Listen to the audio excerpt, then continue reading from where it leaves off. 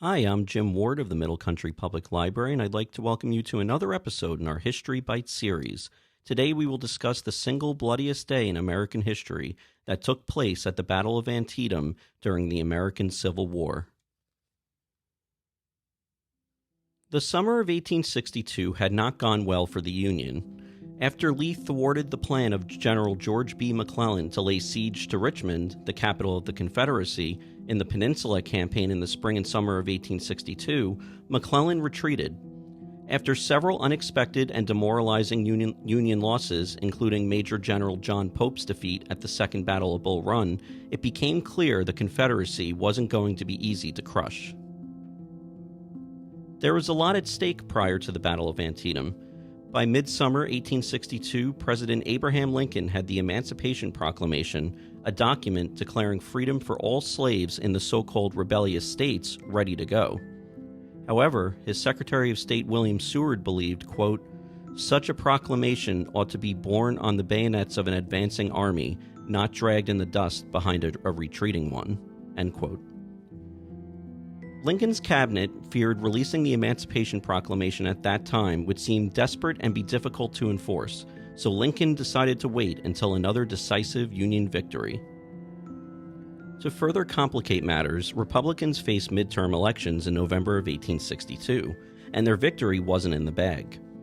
Frustrated with Lincoln's policies in the course of the war, Democrats launched an anti-war campaign hoping to take over the U.S. House of Representatives. In Europe, France and Great Britain anxiously watched America's war between the states.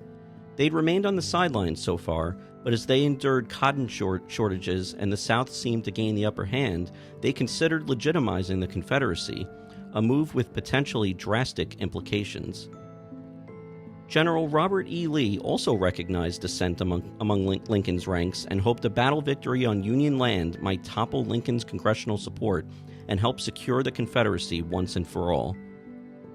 Hoping to take advantage of the Union's low morale and seeming ineptitude, Lee chose to push his army north across the Potomac and into Maryland, where they soon occupied the town of Frederick. On September 14, 1862, at the base of South Mountain near Sharpsburg, Maryland, Confederate Generals D.H. Hill's and James Longstreet's units encountered Union resistance and sustained heavy casualties. Lee planned to retreat to Virginia, but changed his mind after hearing Confederate General Thomas Jonathan Jackson, better known as Stonewall Jackson, had captured Harper's Ferry. Instead, Lee ordered his army to regroup at the Antietam Creek near Sharpsburg.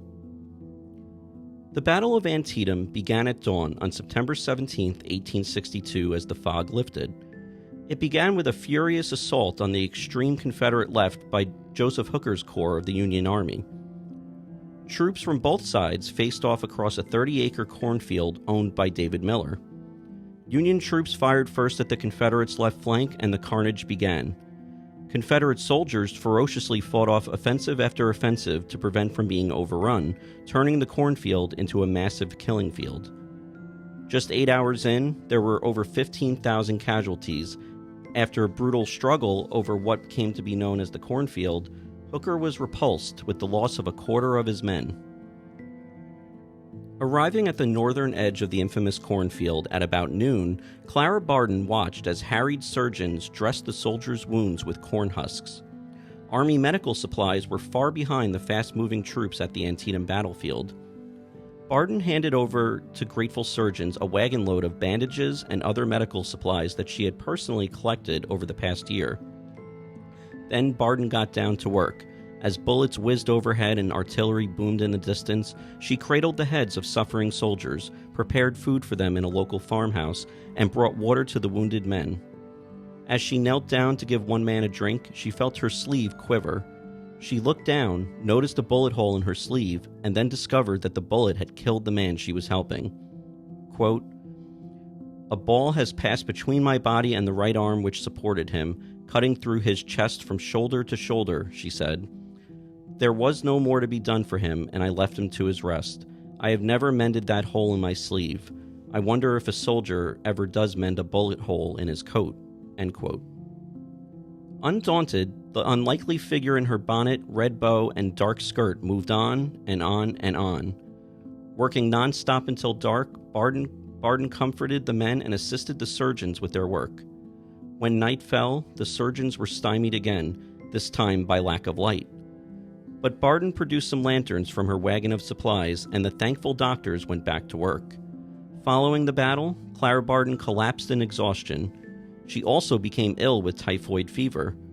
Returning to Washington, she soon regained her strength and later returned to other battlefields, where she helped care for the wounded and dying.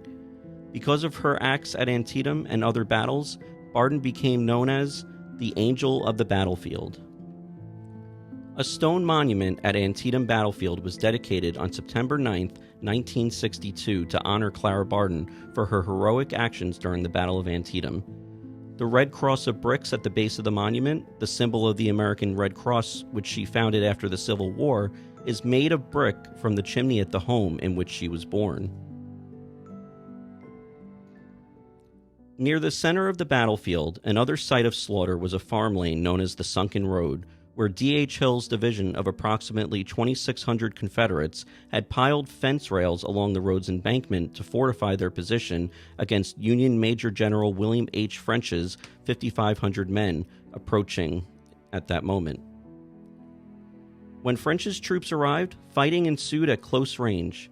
3 hours later, Union troops had pushed the Confederates back, and over 5,000 men were either dead or injured.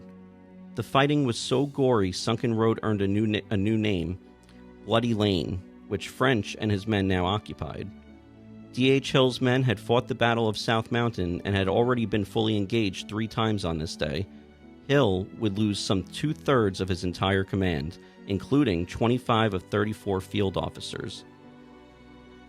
Ambrose Burnside, who had received his orders late and acted on them later still, moved forward, but his advance was immediately checked by a handful of men left to oppose him at what came to be known as Burnside Bridge. Fewer than 500 Georgia sharpshooters covered nearly a mile of ground from the bridge south to Snavely's Ford, the only other practicable crossing of the Antietam in the area. These men turned the stone bridge into a killing zone, and Burnside spent more than 3 hours trying to force a crossing of the creek. With their ammunition all but exhausted, the Confederate defenders were at last driven back by a Federal bayonet charge. Burnside now crossed the Antietam with over 8,000 men, and at about 3 p.m., he launched an attack on the 2,000 or so Confederate soldiers who had retired to the heights east of Sharpsburg. Burnside began to roll up Lee's right flank, and it seemed that the Army of Northern Virginia would not survive the day. It was then that the rebel yell erupted from a force on Burnside's left flank. A.P. Hill's troops, freshly armed and resupplied from the stores at Harper's Ferry, had marched 17 miles in just 8 hours, arriving, as Hill reported, not in a moment too soon. In some cases, Union troops seeing soldiers in blue uniforms held their fire, only to realize too late that these were Hill's men in clothing that had been taken from Harper's Ferry. Hill's attack shattered the Union advance, and by 4:30 p.m., the Federal left flank was in full retreat. The repulse of Burnside effectively ended the battle. Pressure was brought to bear on McClellan to renew the engagement, but he refused, and Lee eventually crossed the Potomac into Virginia uncontested. The fighting at the Burnside Bridge ended the fighting at Antietam. Between the two armies, there were 23,000 casualties on what became the bloodiest day in American history. Military historians consider the Battle of Antietam a stalemate. Even so, the Union claimed victory, and keeping Confederates in their southern box enabled President Lincoln to finally release his Emancipation Proclamation on September 22, 1862.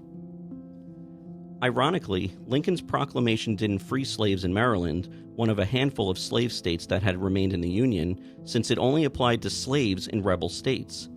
Still, it endorsed the idea that the war wasn't just about states' rights and preserving the Union, but also ending slavery. The Emancipation Proclamation declared, quote, that on the first day of January, in the year of our Lord 1863, all persons held as slaves within any state or designated part of a state, the people whereof shall then be in rebellion against the United States, shall be thenceforward and forever free. The Union's claim of victory at Antietam and Lincoln's Emancipation Proclamation are thought to be why Republicans held the House in the 1862 midterm elections. They also ended any hope of France and Great Britain acknowledging the Confederacy and coming to their aid. This further isolated the Confederacy and made it harder for them to resupply their troops and citizens. There's never been a bloodier day in American military history than September 17, 1862. Not only did the Battle of Antietam change the course of the Civil War, it also brought to light the horror of war in a way never before seen. When the Civil War began, Matthew Brady sent more than 20 assistants into the field to follow the Union Army. All of their work, including that of Alexander Gardner and the talented Timothy O'Sullivan, was issued with the credit line of the Brady Studio. Gardner's photographs from Antietam brought home to the American public the brutality of war. Gardner was sent to document the aftermath of the battle by Matthew Brady. As a New York Times correspondent remarked after visiting Matthew Brady's Manhattan Gallery in October 1862 to view the famed photographer's latest exhibit, the Dead of Antietam, quote, "Mr. Brady has done something to bring home to us the terrible reality and earnestness of war. If he has not brought bodies and laid them in our dooryards and along the streets, he has done something very like it." End quote.